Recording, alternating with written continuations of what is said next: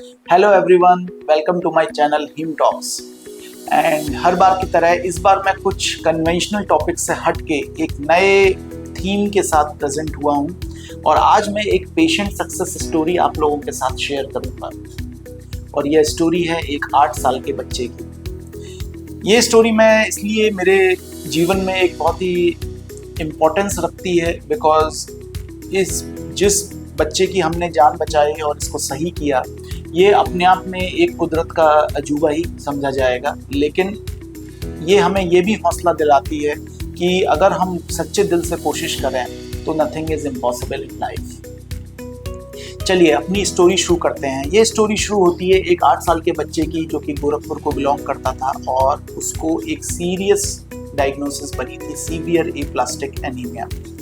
Aplastic anaemia एक बहुत ही खतरनाक बीमारी है जिसमें कि बोन मैरो काम करना बंद कर देता है। बोन मैरो मतलब अस्थि मज्जा। तो जब आपका बोन मैरो काम करना बंद कर देगा तो आपका हीमोग्लोबिन, WBC काउंट या white blood cell count, platelet, सब तीनों चीज़ें गिरनी शुरू हो जाती हैं। तो जब ये बच्चा हमारे पास इमरजेंसी में फर्स्ट डे आया तो हाई ग्रेड उसको तेज़ बुखार आ रहा था, खाना पिछले 2-3 दिन से कुछ खा नहीं पा रहा था, नाक से ब्लीडिंग हो रही थी और बच्चे का ब्लड प्रेशर भी बहुत लो जा रहा था। बच्चा बहुत क्रिटिकली इल था। हमने उसको इनिशियली एंटीबायोटिक्स और सपोर्टिव केयर दे के थोड़ा स्टेबलाइज किया, थोड़ा सा बेटर हुआ।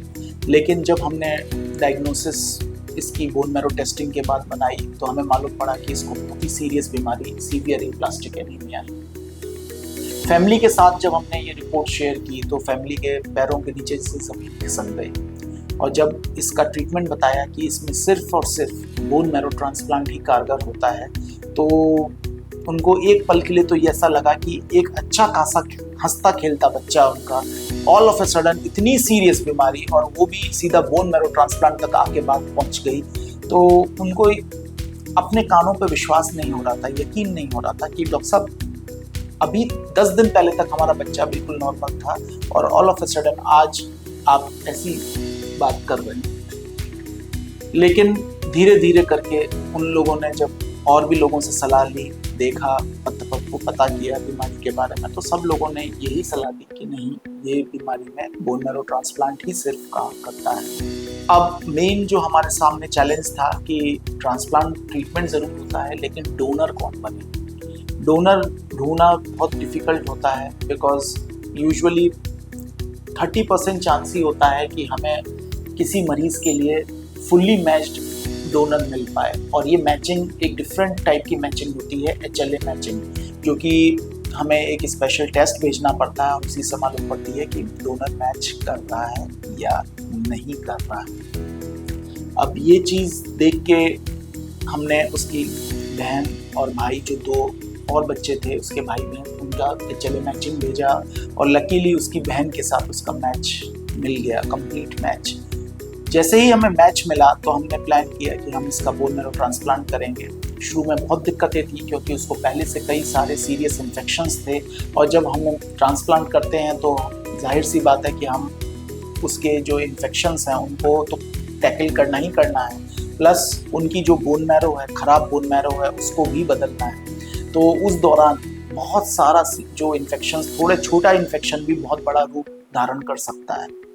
तो ये एक बहुत बड़ा चैलेंज था। हमने उसको BMT यूनिट में रखा और बोन मैरो ट्रांसप्लांट सफलतापूर्वक सही हुआ और बच्चे के धीरे धीरे ब्लड के काउंट्स इम्प्रूव होने लगे। जो हमने बहन के स्टेम सेल्स उसकी बॉडी में डाले थे वो अपने नॉर्मल सिरे से काम करने लगे और पेशेंट की जो बोन मैरो थी वो उसने इसके डोनर के स्टेम सेल्स को एक्सेप्ट कर लिया।